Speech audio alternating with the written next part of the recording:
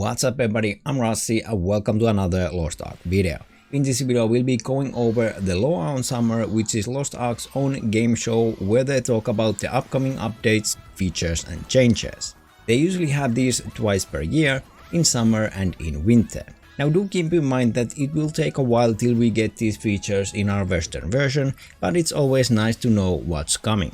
So right at the start they introduced the new leaders that follow Cold River, which stepped down from his position in the company earlier this year due to health concerns. And there was not only one but actually 3 people to step in his shoes, which pretty much shows how much Cold River meant to this company and the players. All of these people have been working in the company for years and have already been the lead developers in their department. So one of them was the lead developer for the combat, other one was for farming, resources and rewards and so on. So I'm pretty confident in their ability to push Lost Ark to the right direction. I mean, these are not just random people that were brought into the company. These are the people that have been there since the beginning and are the ones that have been making the game the way it is today for years.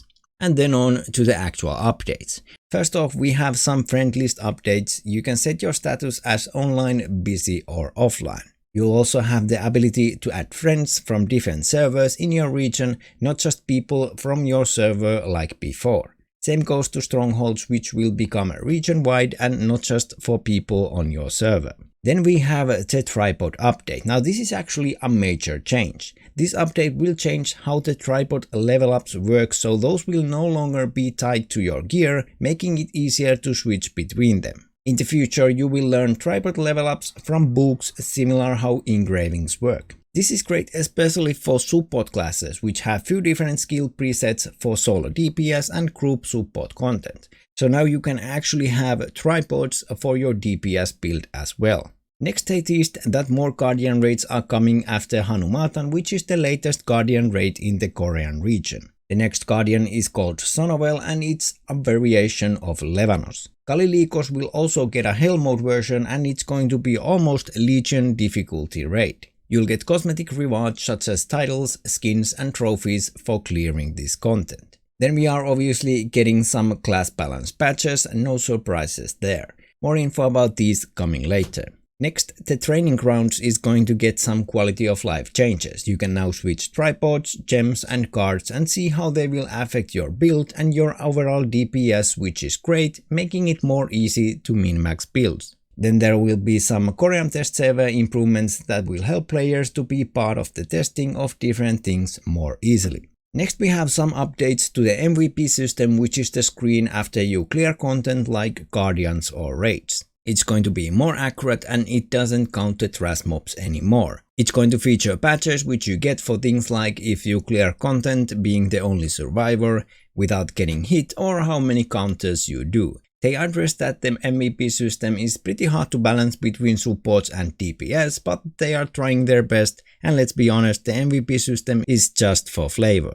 Then there will be some PvP proving ground improvements. For example, the Book of Coordination, which is the place where you set up your PvP skills. You don't have to do that from scratch anymore, so the barrier of entry is lower. There's also going to be a practice version where you can test your PvP builds against bots. Then there's an update to the photo mode. There is going to be new filters, stickers and poses you can do in the photo mode. Next we got some info of the biggest quality of life improvement yet, the updated world map. It will no longer have those weird segments that are hard to navigate, but instead be fully zoomable and draggable as you please. The world map has always been absolute garbage in Lost Ark and finally, after so many years of asking improvements to it, it's going to change. Then we got a look at the skin storage. It's going to offer more space to store your precious skins and make skins overall more easy to use and manage. Next there are going to be some updated welcome events for newbies that are going to help them grow faster and catch up with the existing player base.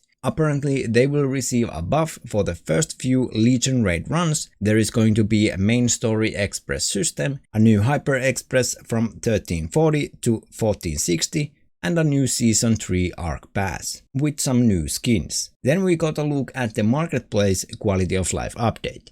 You can see the past prices of an item for up to 14 days, and the same goes for the auction house, so you can more easily see how the prices of items change and whether or not it's a great time to sell or buy certain items. The new continent Elgasia is going to have its post-story update next week in Korean servers, and there's also going to be a rapport and tome completion content update. Next we got the first look at the new specialist DPS subclass Aeromancer's gameplay. This class is releasing on 6th of July in Korean servers. I really don't like this class. I think it's weird that it's another childlike character and the skills are pretty generic. It's your basic elemental shaman or wizard or whatever. It's definitely not a class for me. The idea of the umbrella sword is cool though. Then we got a look at the new stronghold features. As mentioned earlier, strongholds are going to be region-wide. You can go inside your mansion and decorate it with trophies you have earned. There are going to be skins you can purchase with jelly cookies, which you can make by enslaving your pets to your cookie factory, and there are going to be more minigames to enjoy. Next we got some info about the new Legion Commander Raid AKKAN. It will have 3 gates, it's going to need a lot of teamwork. It's not going to be super hard, but the next Legion after this one will be, and there will be an intro quest line to this AKKAN Legion raid. They also explain the drowning system a little bit by comparing it to Walton kicking you off the cliff where you die instantly. In the drowning system that this Legion raid is going to have, you actually have a chance to survive rather than being instantly killed. Then we got some more explanations for the Mokoko Island, which is the 2D platformer island they teased in the LOA on winter with its own island hard and game modes. There is going to be a story and boss mode. First you have to solo the story mode and then you get to play the boss mode with 2 other people. And the island heart you can get from the boss of the island. But not every time, ha. I'm pretty sure this guy is behind the design of the Isle of Yearning. We are also going to get a completely new collectible with 10 new story missions with it. Then they showed the upcoming summer event for Korean servers, the Maharaka Festival, which will feature 2 new minigames. One of them is Mokoko race called Run and Run Mokokos, where you run through obstacle course in third-person view. So it's going to be something like Lost Ark meets Fall Guys. The other minigame is called Tuki Blast, where you need to beat this little guy with water balloons.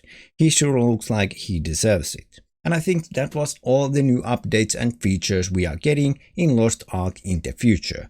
That was a lot. Let me know in the comments what you think about these upcoming updates and what was your favorite. I personally wait for the world map update, the new minigames and Mokoko Island the most. Make sure to like and subscribe, and thank you for watching. Have a great rest of your day and I'll see you in the next video.